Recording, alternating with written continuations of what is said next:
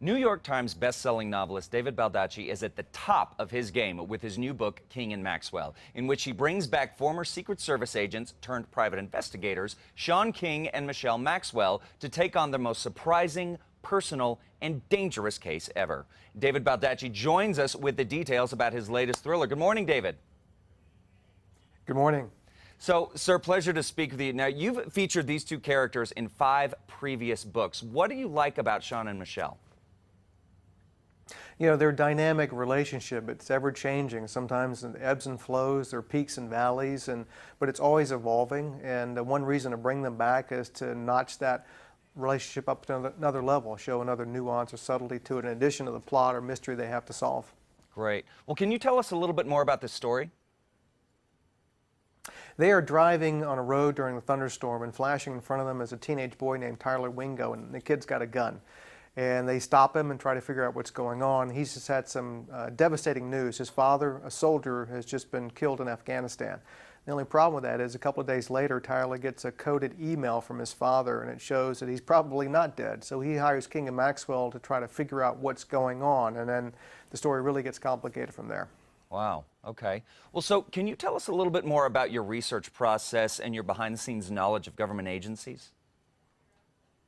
Yeah, you know, over the years I've conducted a lot of interviews, visited a lot of places. The more popular I get, the more I hear from agencies who want to be in my book. So they'll call me up and say, hey, we'd love you to come by and show you around and kick the tires, and maybe we'll end up in a book.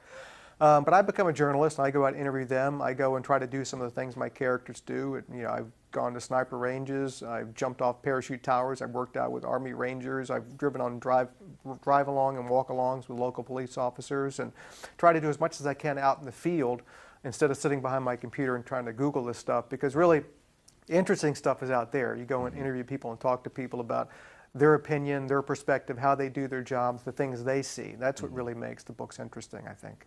Well, yeah, and I think that really adds that extra layer of authenticity, is that you are speaking from experience. I mean, people always say writers write what you know, and so I think you taking that extra step only adds to those little idiosyncratic elements. So thank you for doing that on behalf of all of your fans and readers. Thanks for doing that.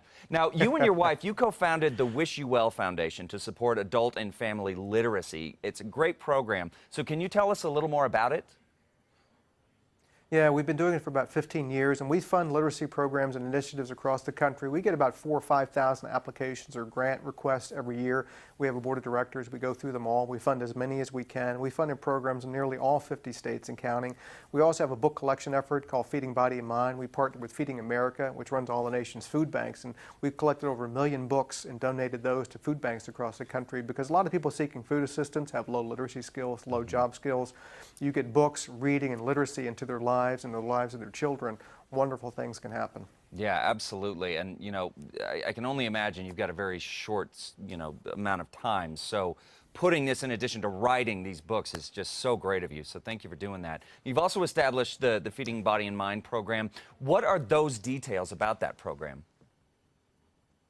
Well, it's just there's a lot of people in this country who have a lot of books, probably more than they actually need, and there are so many people in this country who have never even opened a book, never had a book in their home. And a lot of the problems we have as a country are tied to the basic fact that people can't read well enough. They're uneducated, and a lot of the social ills, poverty, crime, healthcare, the economy, people living on government assistance, is because they're not well educated enough to be independent. So if we can get literacy and reading, which is the one fundamental skill they need to have, into their lives, lots of great things will happen. It's happened in other countries, and we can do it here too. Well, that's great. Well, so David, are you working on a new book right now? If you don't mind my prying question. Not at all. I've got 2 new books coming out next spring. One is a young adult book, the first one that I've done, called The Finisher. It comes out in March. It's a fantasy. And then in April, a book called The Target, which is a continuation of a series with a character named Will Roby, a government assassin for the United States. And that'll be out in the latter part of April. Fantastic. Well, David, thank you so much. Really looking forward to reading this. Keep up the good work, my friend. Thank you. I appreciate it. Thank you.